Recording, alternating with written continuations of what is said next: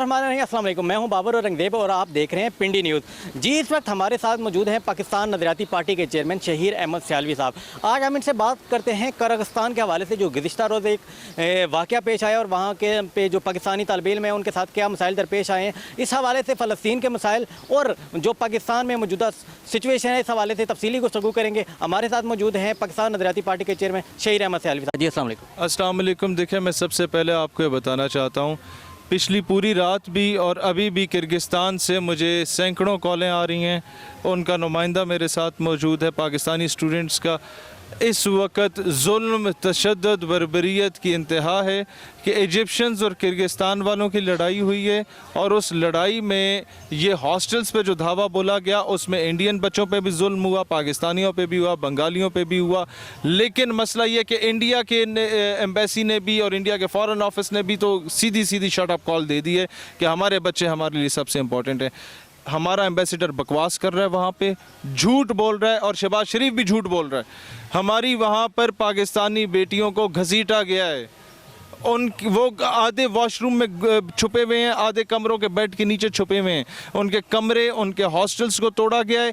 एक भी political party ने आवाज़ नहीं बुलंद की।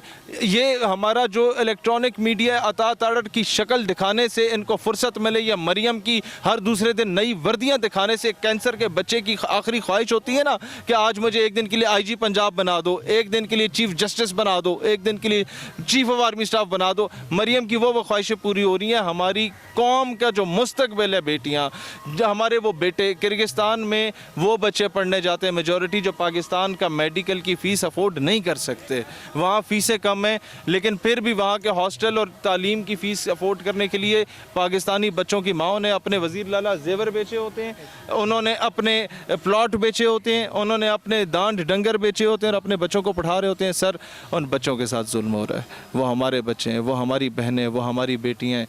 उन बच्चों के लिए अगर हमारा फॉरेन ऑफिस नहीं बोलेगा तो उठा के इसकी कुर्सियों को आग लगा के वापस फेंक दें। वो लिखा था मंजर भोपाली ने, बड़ा अच्छा शेर, ऊंचे ऊंचे नामों की तख्तियां जला डालो, जुल्म करने वालों की कुर्सियां जला डालो, दर बदर भटकना क्या दफ्तरों के जंगल में, बेलचे उठा डालो, डिग्रियां जला डालो।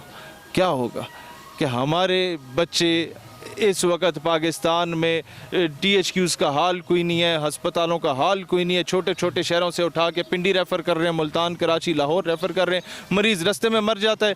ये बच्चों को यहाँ के कोई डॉक्टर्स की डिग्रियाँ नहीं मिल रही, वो बेचारे दूसरे मुल्कों में सस्ती डिग्रियाँ करके आने के ख्वाब देखते हैं। उनको उठा के वहाँ पर मारा पीटा जाता है और हुकूमत 24 घंटे गुजरने के बाद सिर्फ बयानात हमारे मीडिया पर हमें ठंडा करने के लिए दे रही है, उनके लिए कुछ नहीं कर रही। तो ये बुज़दिल और बेगैरत लोग बैठे हुए हैं जिनको किर्गिस्तान की गवर्नमेंट भी ऑनर नहीं कर रही जिनकी बातों के। हालांकि ये वो मुल्क हैं जो रशिया से हमने अलग करा के इनको आज़ादियाँ दिलवाई थी। क्योंकि अभी आपने ख़ुद बताया कि मैं गुज़िश्ता रात से उनसे राब्ते में भी हूँ और ख़ुद वहाँ के जो स्टूडेंट हैं वो भी आपके साथ राब्ते में हैं। तो मौजूदा वहाँ पर जो सिचुएशन है वो क्या है, क्योंकि गवर्नमेंट कुछ और बता रही है। दर्जनों बच्चे शदीद ज़ख्मी हैं। 1 दर्जन से ज़्यादा बच्चे ज़िंदगी मौत की कशमकश में।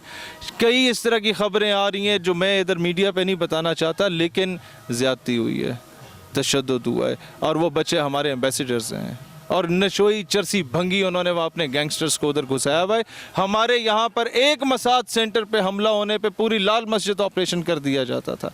हम फॉरेनर्स को इतना प्रोटेक्ट करते हैं, ये सारा बयानिया देते हैं। हमारा बच्चा भी तो किसी मुल्क में फॉरेनर है ना यार।